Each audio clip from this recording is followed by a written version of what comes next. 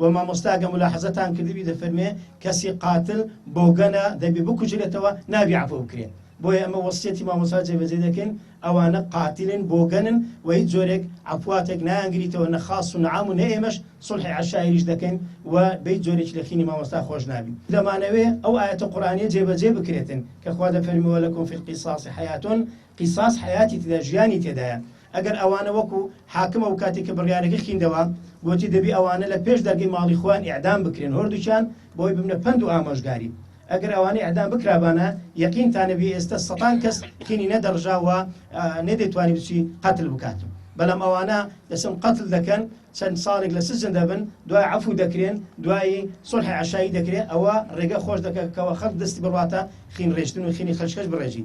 لەبەر ئەوەی ئەمە داوا دەکەین قیصاص داوا دەکەن و داوا دەکەن لە پەرلەمانی نوێژدا بێ بڕیارێک دەربچیتن ئەو قیصاص جێبەجێ بکرێ و قەتل و ئەوانەی قاتلکەوە بکوژرێنەوە.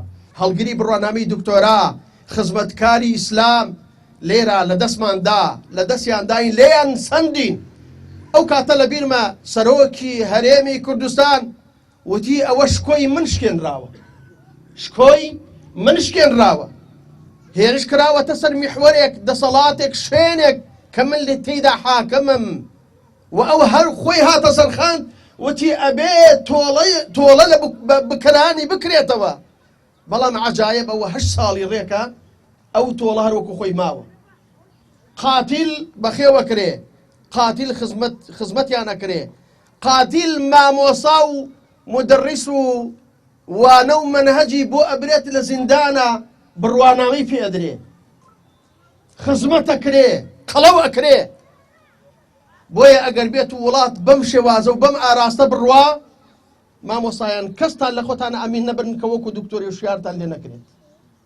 کەستان چونکەم قاتیل کە ڕێزی گیرا شەهادەی بڕوانامەی پێدرا کەستان ئەمین نەبن، هیچ کەسێکتان ئەمین نەبن. بۆیە لێرەوە داوا لە دەسەڵات و حکوومەتی هەرێمی کوردستانەکەی دڵی زانایان و دڵی خەڵکی کوردستان خۆشکەن پێش دڵ و دەرونی کەس و کارەکەی